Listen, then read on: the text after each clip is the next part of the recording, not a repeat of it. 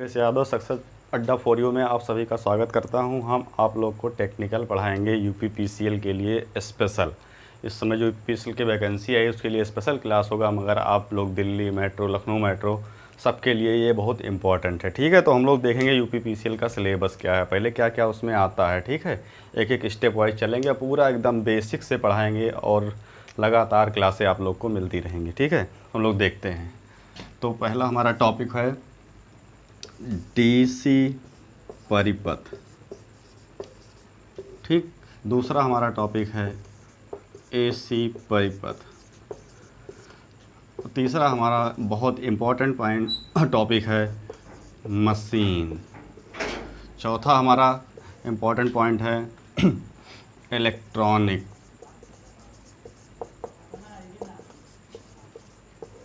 पांचवा हमारा पॉइंट है मापन। छठवां हमारा पॉइंट है ट्रांसमिशन।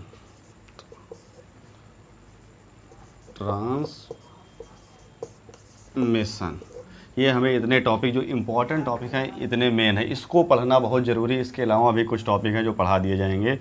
पहले टॉपिक हमारा जैसे डीसी मशीन और डीसी परिपथ और एसी परिपथ। इससे हमारा जो क्वेश्चन आता है वो 30 to 40 क्वेश्चन आसानी से आ जाते हैं यूपीपीसीएल में। चूँकि 150 क्वेश्चन आते हैं टेक्निकल के, उसमें से इतने क्वेश्चन आराम से आपको डीसी परिपथ और एसी परिपथ से मिल जाएंगे।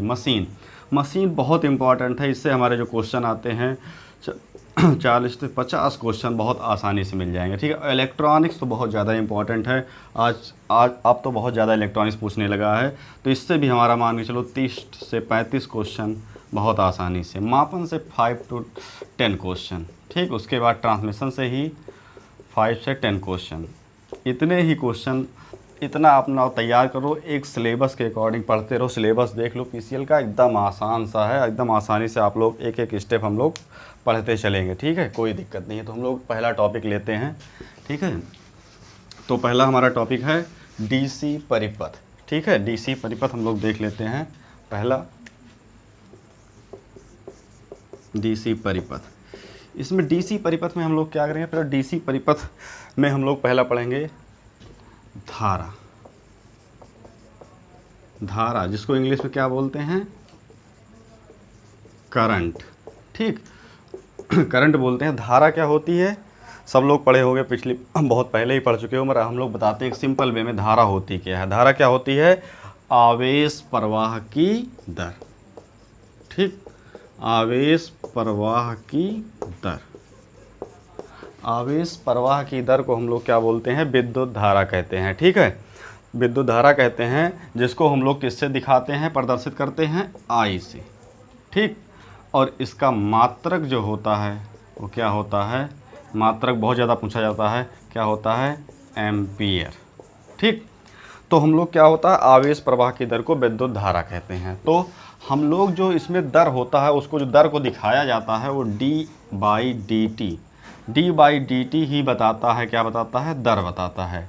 और किसके प्रवाह की दर, आवेश प्रवाह की दर। आवेश प्रवाह की दर को विद्युत धारा कहते हैं। तो इसको I बराबर dq/dt। Q क्या है, आवेश, d/dt क्या है, दर। तो आवेश प्रवाह की दर को विद्युत धारा कहते हैं, या फिर इसको हम लोग ऐसे भी दिखा सकते हैं, I बराबर q/t। Q क्या है, आवेश, आवेश का मात्रक कूलाम, आवेश का मात्रक कूलाम, समय का मात्रक सेकंड। तो हम लोग एक इसका और मात्रक भी लिख सकते हैं, कूलाम पर सेकंड। ठीक, तो धारा का हमारा कितना मात्रक निकल के आया, 2 मात्रक, एक हमारा एम्पियर, दूसरा कूलाम पर सेकंड। और जो हमारी धारा जो होती है, धारा किसके कारण फ्लो होती है, इलेक्ट्रॉन के कारण। ठीक है, जो हमारा कंडक्टर होता है, कंडक्टर में क्या होते हैं, इलेक्ट्रॉन, और इलेक्ट्रॉन में कौन सा इलेक्ट्रॉन होता है, मुक्त इलेक्ट्रॉन। ठीक है, तो इस कंडक्टर में जो मुक्त इलेक्ट्रॉन हो, उसके कारण क्या होती है, धारा फ्लो होती है।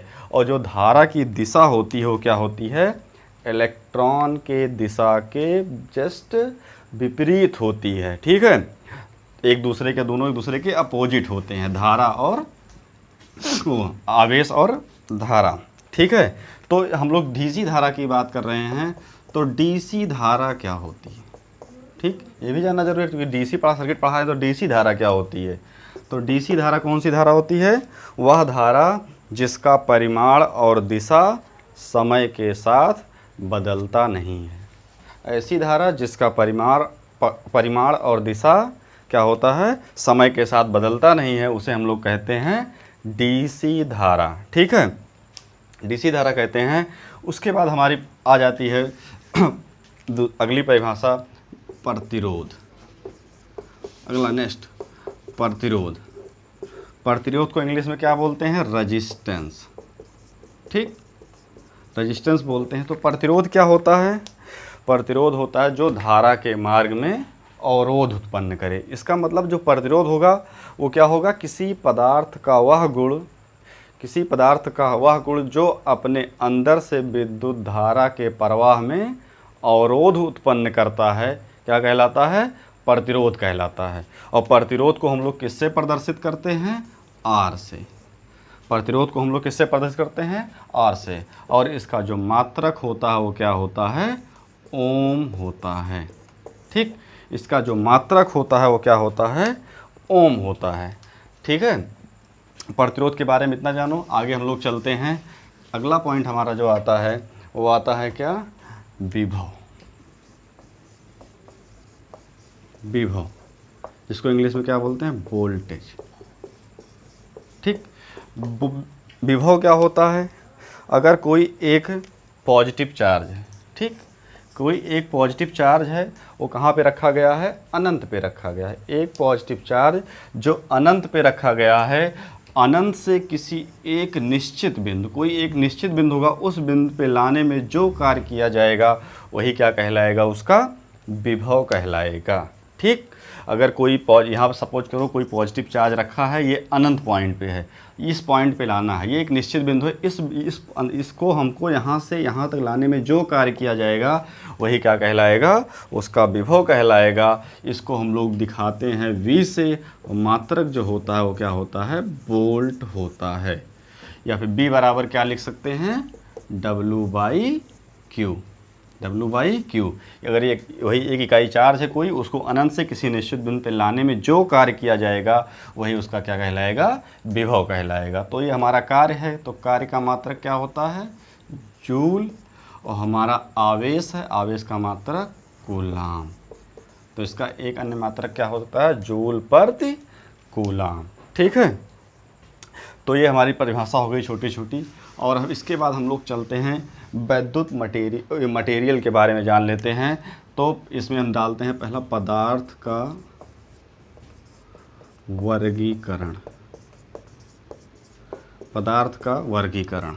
ठीक है, तो हम लोग वैद्युत परिपथ में जो पदार्थ का वर्गीकरण मुख्यतः रूप से पढ़ते हैं वो 3 टाइप का पढ़ते हैं। ठीक है, क्योंकि पहला उसमें हमारा होता है क्या? चालक। ठीक, चालक जिसको हम लोग क्या बोलते हैं?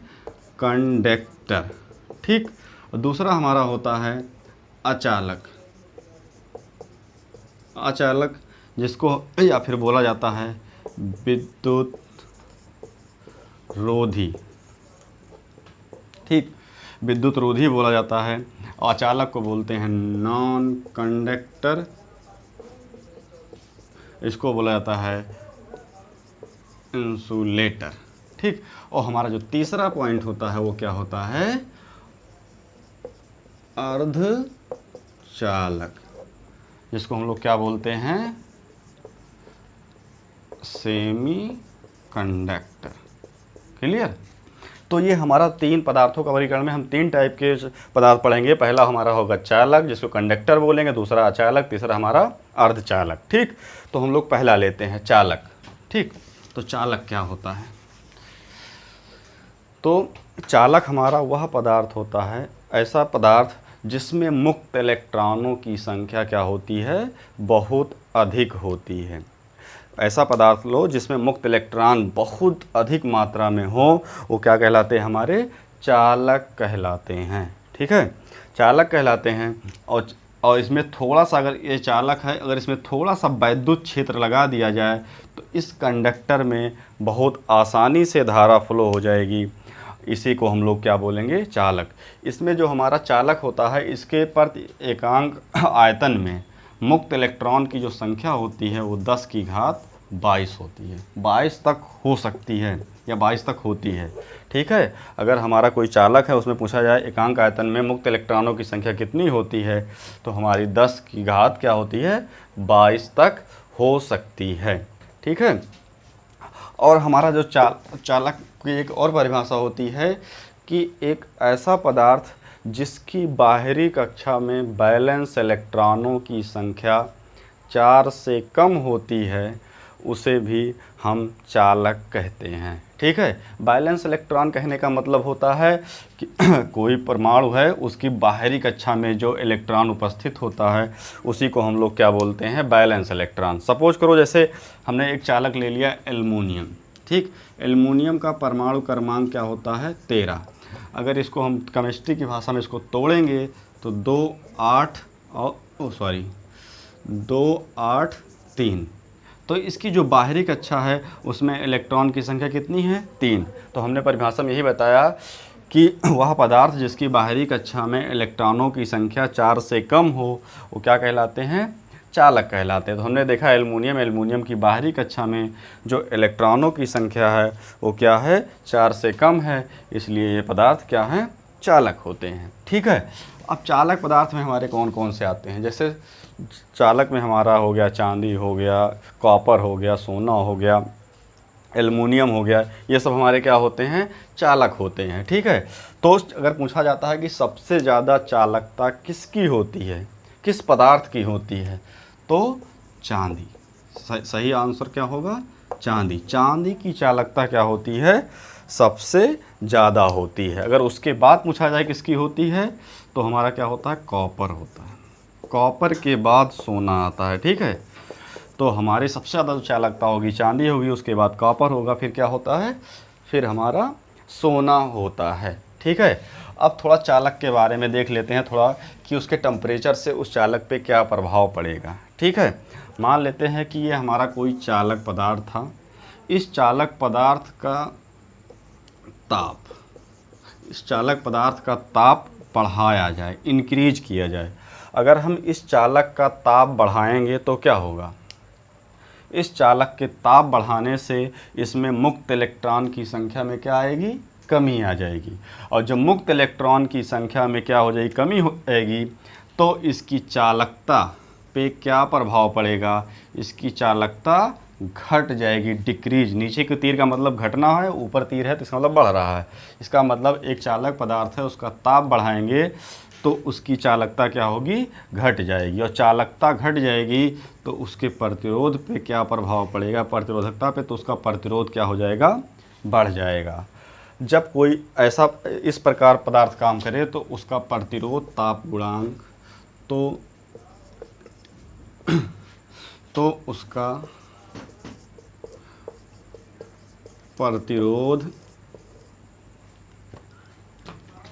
प्रतिरोध ताप गुणांक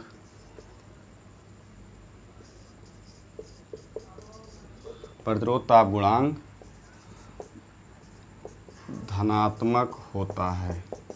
ठीक, अगर कोई इसका मतलब जितने भी चालक पदार्थ होते हैं उनका प्रतिरोध ताप गुणांक क्या होता है, धनात्मक होता है। और जितने पदार्थ के प्रतिरोध ताप गुणांक धनात्मक होंगे, अगर उनका टेम्परेचर बढ़ाओगे तो उनकी चालकता क्या होगी, घट जाएगी, और प्रतिरोध क्या हो जाएगा, उनका बढ़ जाएगा। क्यों बढ़ जाएगा, क्योंकि उसमें फ्री इलेक्ट्रॉनों की संख्या में क्या आ जाएगी, कमी आ जाएगी। ठीक है, तो ये हमारा हो गया चालक की बात। इसके बाद हम लोग अगला लेते हैं अचालक। ठीक, अचालक देखते हैं क्या होता है। दूसरा नंबर हमारा क्या है, अचालक, जिसको हम लोग बोलते हैं नॉन कंडक्टर या फिर विद्युत रोधी। तो वह पदार्थ जिसमें मुक्त इलेक्ट्रॉनों की संख्या 0 होती है। ठीक है, ऐसा पदार्थ लो जिसमें मुक्त इलेक्ट्रॉन एक भी ना हो, नगण्य हो, उसको हम लोग क्या बोलते हैं, अचालक। अगर उसमें मुक्त इलेक्ट्रॉन की संख्या नगण्य होगी तो उसमें विद्युत क्षेत्र लगाने पर धारा क्या होगी, प्रवाहित नहीं होती है। तो ऐसे पदार्थ को क्या बोला जाता है, अचालक या फिर विद्युत रोधी बोला जाता है। जैसे सूखी लकड़ी, रबड़, अभ्रक, ये सब क्या हैं, विद्युत रोधी पदार्थ होते हैं। ठीक है, तो या फिर कह सकते हो ऐसे पदार्थ जिसकी बाहरी कक्षा में बैलेंस इलेक्ट्रॉनों की संख्या 4 से अधिक होती है, उसको हम लोग क्या बोलते हैं, अचालक कहते हैं। ठीक है, अगर अचालक की बात करें, कोई अचालक पदार्थ है, मान लो ये कोई अचालक रबड़ है, कोई पदार्थ है अचालक है, अगर इस अचालक पदार्थ का टेम्परेचर बढ़ाओगे, टेम्परेचर इसका अगर इंक्रीज करोगे तो इसमें क्या होगा, मुक्त इलेक्ट्रॉन की संख्या बढ़ेगी, फ्री इलेक्ट्रॉन क्या होंगे, इंक्रीज हो जाएंगे। देखो इसका जब टेम्परेचर बढ़ा है, फ्री इलेक्ट्रॉन इंक्रीज हो गई, और जब फ्री इलेक्ट्रॉन इंक्रीज हो जाएंगे तो चालकता, जिसको हम लोग जी से दिखाते हैं, चालकता क्या हो जाएगी, बढ़ जाएगी, और चालकता बढ़ जाएगी तो इसकी प्रतिरोध पे क्या प्रभाव पड़ेगा, इसका प्रतिरोध घट जाएगा। इसका मतलब क्या हुआ, कोई अचालक पदार्थ है, उसका अगर टेम्परेचर बढ़ा रहे हो तो फ्री इलेक्ट्रॉन की संख्या बढ़ जाएगी, और फ्री इलेक्ट्रॉन की संख्या बढ़ जाएगी तो इसकी चालकता बढ़ जाएगी, और चालकता बढ़ जाएगी तो प्रतिरोध का मान क्या होगा, कम हो जाएगा। तो ऐसे पदार्थ का प्रतिरोध ताप गुणांक क्या होता है, प्रतिरोध ताप गुणांक क्या होगा, इसका क्या होगा, ऋणात्मक होता है। ठीक, ये सब एकदम बहुत इंपॉर्टेंट है।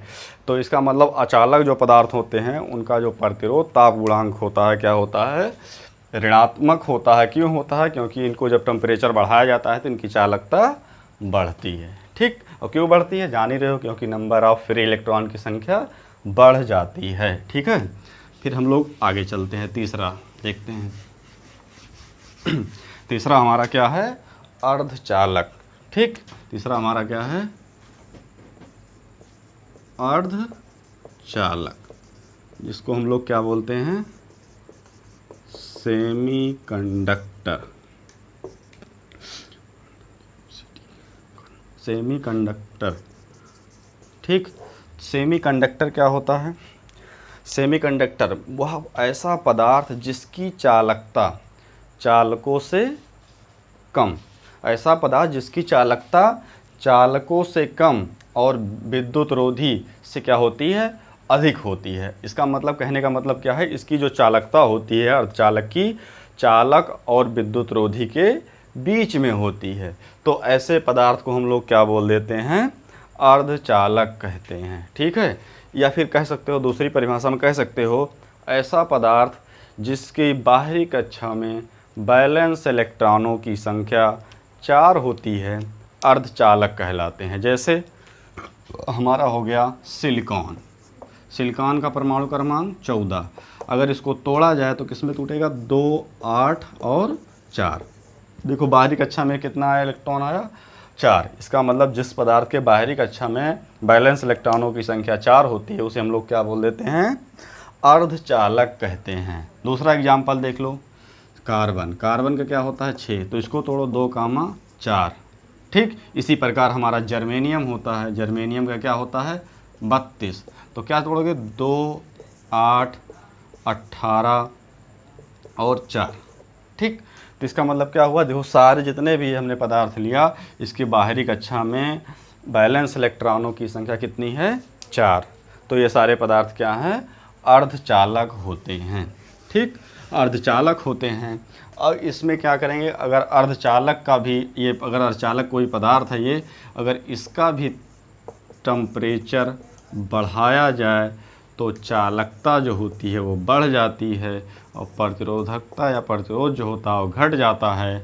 तो ऐसे पदार्थ का इसका प्रतिरोध ताप गुणांक क्या होगा, प्रतिरोध ताप गुणांक क्या होगा, ऋणात्मक होता है।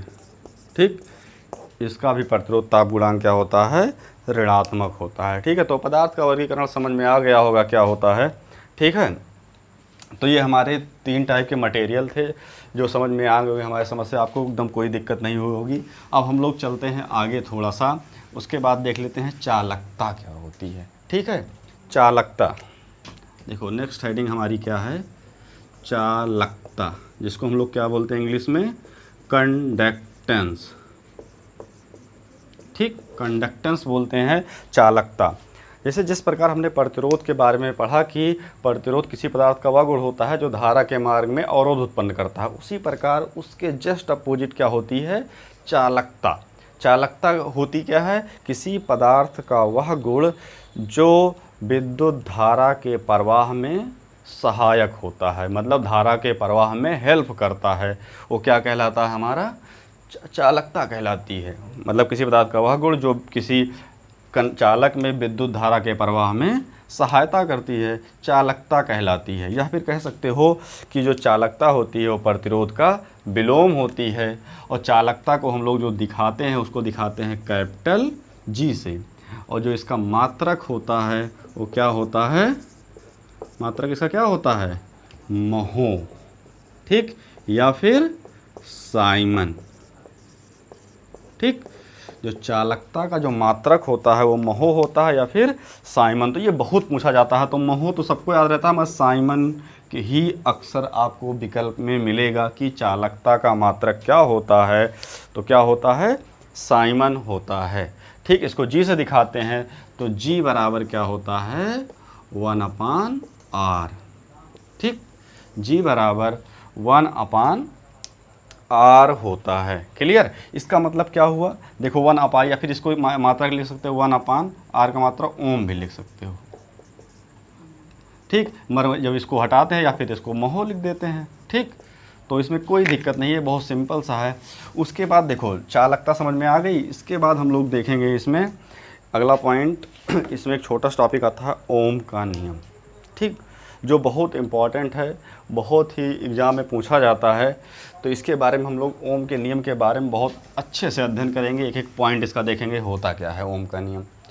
तो ओम एक हमारे जर्मन वैज्ञानिक थे जिन्होंने क्या बताया था, ओम का जो स्टेटमेंट था ये था, यदि किसी चालक की भौतिक अवस्था अपरिवर्तित रहे, अर्थात दाब ताप न बदले, यदि किसी चालक की भौतिक अवस्था अपरिवर्तित रहे तो चालक के सिरों पर लगा विभवांतर, चालक के सिरों पर लगा विभवांतर तथा उसमें बहने वाली धारा का जो अनुपात होता है वो क्या होता है, स्थिर होता है, ठीक है। कहने का मतलब है कि कोई चालक है, चालक के अगर सिरों पर लगे विभवांतर, चालक के सिरों के बीच लगे विभवांतर अगर B है और उसमें बहने वाली धारा I है, तो दोनों का जो अनुपात होगा B और I का जो अनुपात होगा वो क्या होगा, स्थिर होगा।